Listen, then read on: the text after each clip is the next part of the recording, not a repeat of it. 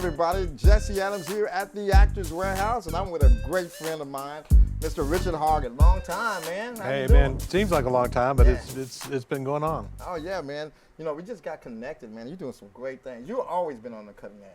Thank you, yeah. You know, how do we meet, man? We go back a long ways, man. Like Well, 80s. you know, back in the days when we were doing the AV thing, I think was what we were going on and That's- doing. Yeah, we were doing dance competitions and all kinds of stuff. And you know, one thing about Richard, man, he's been on live events. And what, 38 years, that's what we are?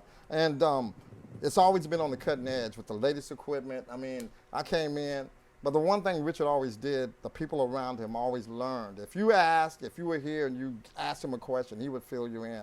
I think that's the biggest value. I mean, people ask me, how do you know certain things? And I go, I learned a guy named Richard Hoggatt. You just go and he'll just fill you in if you ask. You just have to show an interest. So it's people like him that are out there that's helping others and helping others grow to go on to be better. Like his man Gus that's working the board for the show right now. Hey, man, he's learning. Gus, baby. All right, Gus, man. Stage directions, thanks, man, because Richard's been a good friend of mine. But tell us about the virtual stuff you've gone through just real quickly, and then we'll tell them about the show we're working on. We're working on a virtual mystery theater with Mr. David Bourne, and Right. I'm excited about that. So just tell us about the virtual age real quick. Sure. And then we'll get into the... So back about a year ago, but well, we know it was a year ago now. This is May 2021, and about mid-March, basically, the whole bottom fell out of the live event world that we were working in. Right. Projects canceled overnight. I think I cried for about a day or something. And everybody was like, well, we're all laid off. And I said, man, I was back in here on Monday because we just knew we had to create something. Right.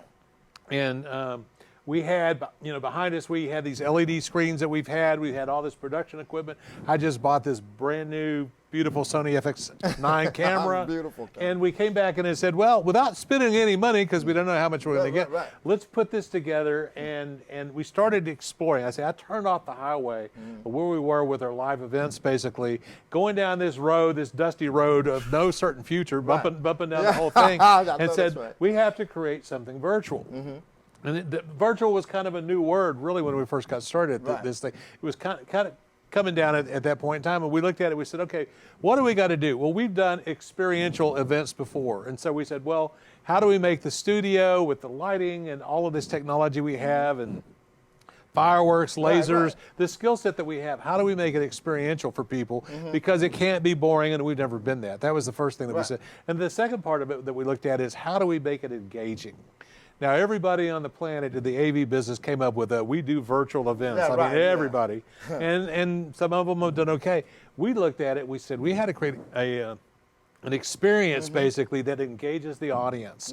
So we worked away, and we're not demonstrating it right now, but a lot of times this wall is interactive, and you can talk to the wall, and the wall talks back to you. That's Zoom. That's whoever it is you want in that virtual audience. And so once we started figuring out how to make engagement, with the communication back and forth, people staying at home and the COVID thing like that, we found ways to be able to bring the audience into the studio, and we dare to do something that few people would do, and it's called live TV. It's called not just recording something and playing a video and calling it a virtual event, but we went the other step and said, how do we do this with entertainment? So we brought in the Easter Bunny, we brought in the Cinco de Mayo mariachi band, we brought in, and it for out at Lake Conroe, Margaritaville, we did live auditions from in here. I mean, we just, you know, you could call up on the variety night or something like that, and you come in here and do it, because we had to figure out proof of concept. How does this really work?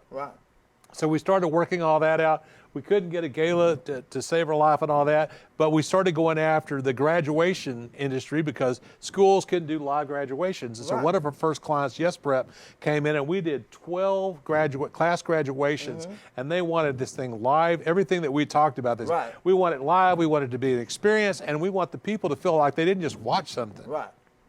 And so we pulled that off, and so here we are a year later, and it's kind of been a fun ride. And you know what? We're on our way, man. I think, thank you for just moving forward, you know, because a lot of people are just waiting around to see what happens, and it's like, man, it's here. A lot of them were.